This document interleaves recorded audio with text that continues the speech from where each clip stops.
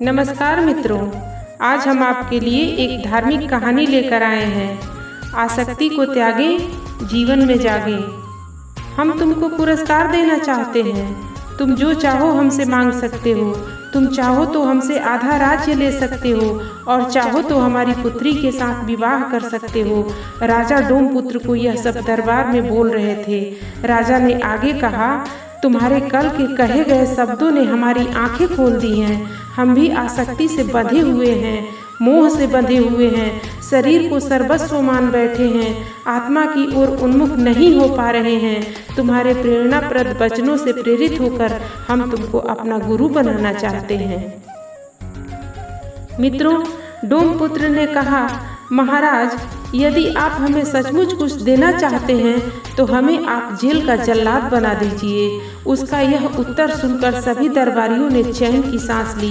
वे लोग पहले परेशान थे कि यदि एक डोमपुत्र राजा का जमाता बन जाए तो फिर हम लोगों को उसे राजा मानना पड़ेगा, परंतु प्रहास ने जब अपनी यह इच्छा बताई तो उन सभी को उसकी इस इच्छा पर हंसी आ गई। वे सोचने लगे कि चलो, आखिर यह डोम ही रहा, इसने मांगा भी तो क्या, जेल का जल्लाद बनना मांगा। उसका यह उत्तर सुनकर प्रहास के पिता भी निराश हो गए। वे सोचने लगे कि हमारा लड़का वाकई में मूढ़ है।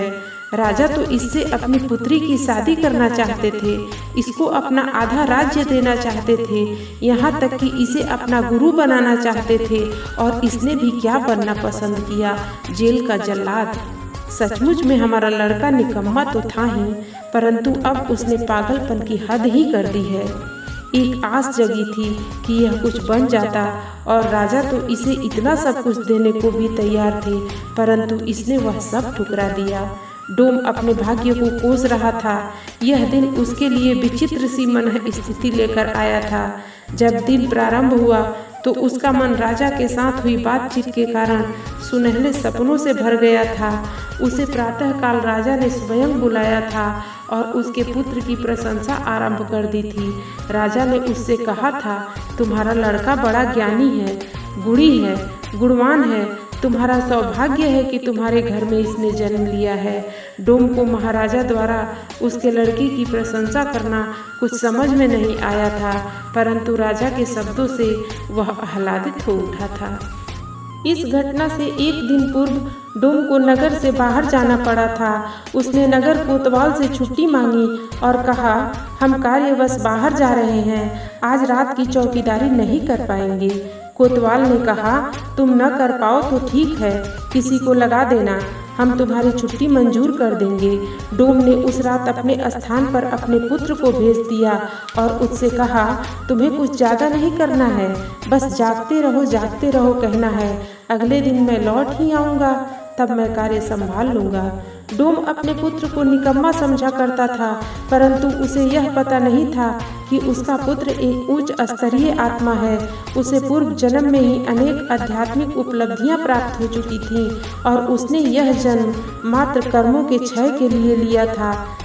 जब वह चौकीदारी करने पहुंचा तो वह पिता की दी गई सीख को भूल गया और पूर्व संचित ज्ञान के आधार पर उसने कहना शुरू किया, अरे मनुष्यों, जागो, अपनी आत्मा के प्रति सजग रहो। माया अनेक रूप लेकर ठग रही है। होश मत गंवाओ, आसक्ति को त्यागो, मोह को त्यागो और जागो। यथार्थ निद्रा मोह निद्रा है। मोह और आसक्ति की निद्रा का त्याग करो। ऐसा कहते हुए वह नगर की गली गली में घूमता रहा। उसके शब्दों को सुनकर राजा की नींद खुल गई। उन्हें डोमपुत्र की बातें बड़ी मधुर लगीं। आत्मज्ञान की बातें, आत्मा का इतना सुंदर उल्लेख, जीवन का इतना गहरा दर्शन उन्हें बहुत अच्छा लगा और इसी कारण उन्होंने डोमपुत्र को बुलावा भेजा। राजा ने डोमपुत्र से पूछा, क्या वह ये सब बातें कहीं से सीख करके आया है? डोमपुत्र ने उत्तर दिया, नहीं महाराज, जो सीखा जाता है वह तो उधार का ज्ञान होता है और जो अंतरात्मा से प्रस्फुटित होता है वह वास्तविक ज्ञान है। राजा ने पुनः प्रश्न किया, तुम्हें यह ज्ञान कैसे प्राप्त हुआ?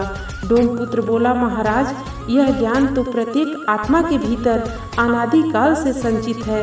मात्र माया के छलावे में आकर हम आत्मा को भूल बैठते हैं और शरीर के सुखों की रक्षा में लग जाते हैं। उसके यह कहने पर राजा को भान हुआ कि डोमपुत्र सचमुच ही कोई दिव्य आत्मा है, जिसने किसी विशेष उद्देश्य को पूर्ण करने के लिए डोम के घर में जन्म लिया है। इसलिए राजा ने डोमपुत्र के पिता को भी राज दरबार में बुलवा भेजा और सबके सामने उसे मनचाहा देने का प्रस्ताव रखा। राजा के प्रस्ताव के प्रत्युत्तर में जब डोमपुत्र ने जल्लाद बनने की कामना व्यक्त की तो उससे राजा भी चकित हो उठे। राजा ने उससे पूछा, हम तुमको सब कुछ देना चाहते थे, फिर भी तुमने जेल का जल्लाद बनने की कामना क्यों व्यक्त की? डोम ने उत्तर दिया, महाराज, पिछले जन्म में हम गंभीर तपस्वी हुआ करते थे। जब वह शरीर छोड़ने का समय आया तो हमने साधना तपश्चर्या करने काशी जाने का निश्चय किया। सोचा था कि भगवान शिव की आराधना करते हुए अमरत्व का ज्ञान प्राप्त करते हुए शरीर छोड़ेंगे। मैं थोड़ा अस्वस्थ था, डोली में बैठकर जा रहा था। कहार डोली को ढो रहे थे। एक गांव के पास पहुंचा, प्यास लगी थी, पानी पीने की इच्छा हुई, वहीं उतर गया। निकट ही डोम की बस्ती थी, वहाँ एक डोम कन्या पानी लेकर खड़ी थी। उसका अबोध मुख देखकर मेरे मन में उसके प्रति ममत्व जागा और उन्हीं भावों को मन में लिए मेरी मृत्यु हो गई। डोमपुत्र ने आगे कहा, महाराज, शास्त्र कहते हैं कि मरते समय व्यक्ति के अंदर जिस तरह के भाव होते हैं उसी के अनुरूप उसे अगला जन्म मिलता है। मैं कालांतर में उसी के पुत्र के रूप में पैदा हुआ। पिछले जन्म के शुभ कर्मों के कारण मुझे वह जन्म याद था और साथ ही यह भी भान था कि एक छोटी सी आसक्ति एक नए जन्म का कारण बन जाती है। इसलिए मैं इस जन्म को आत्म तत्व के चिंतन में निमग्न करके लगाना चाहता हूँ। राजा ने कहा, जेल का जल्लाद बनने से वह कैसे संभव हो सकेगा? डोमपुत्र ने कहा, महाराज, जेल में जो अपनी मृत्यु की प्रतीक्षा कर रहे हैं उनकी मन स्थिति बड़ी विचित्र होती है। उनके अपराध बोध एवं आसक्तियां उन्हें पीड़ा देते हैं, मोह के बंधन प्रताड़ित करते हैं। हम समझ सकते हैं कि मृत्यु दंड प्राप्त कैदियों को जीवन कितना निराश कर रहा होगा, कितना दुखी कर रहा होगा, कितने अवसाद में वे जी रहे होंगे। ऐसे लोगों को हम बताएंगे कि जीवन में जो तुमसे गलतियां हुई हैं, जिन अपराधों के कारण तुम्हें सजा मिली है, उन्हें स्वीकारना और भोगना तुम्हारी नियति है। लेकिन इसके साथ यह भी सच है कि यदि तुम अब भी शुभ कर्म करना प्रारंभ करोगे तो अपने आने वाले समय को सुधार सकते हो। डोमपुत्र आगे बोला, महाराज, हम उन लोगों को बताएंगे कि शरीर के नष्ट होने पर जिसका नाश नहीं होता वह तुम हो, जिसका कभी जन्म नहीं होता न मृत्यु होती है वह तुम हो, जिसे फांसी लगाई जाएगी, जिसे फांसी लगेगी वह तुम नहीं हो, बल्कि यह शरीर है, यही तुमसे विदा लेगा। लेकिन तुम्हारी यात्रा आगे भी होती रहेगी। यहाँ पर तुम्हें अपनी मृत्यु को संवारने का मौका है। अंत भला तो सब भला। अगर मृत्यु का क्षण संभल जाए तो सब संभल गया। हम अपराधियों के अंदर विवेक जगाना चाहते हैं और उनके पास जो भी शेष समय है उसका नियोजन प्रायश्चित में विवेकपूर्ण चिंतन करने में करें। प्रार्थना करें ताकि अंत समय में वे शांत मन से शरीर को छोड़ें। डोमपुत्र का उत्तर सुन राजा सहित दरबार में बैठे सभी लोगों की आंखें खुल गईं और वे सभी अपने अपने जीवन को सुधारने के प्रति सजग हो गए। धन्यवाद।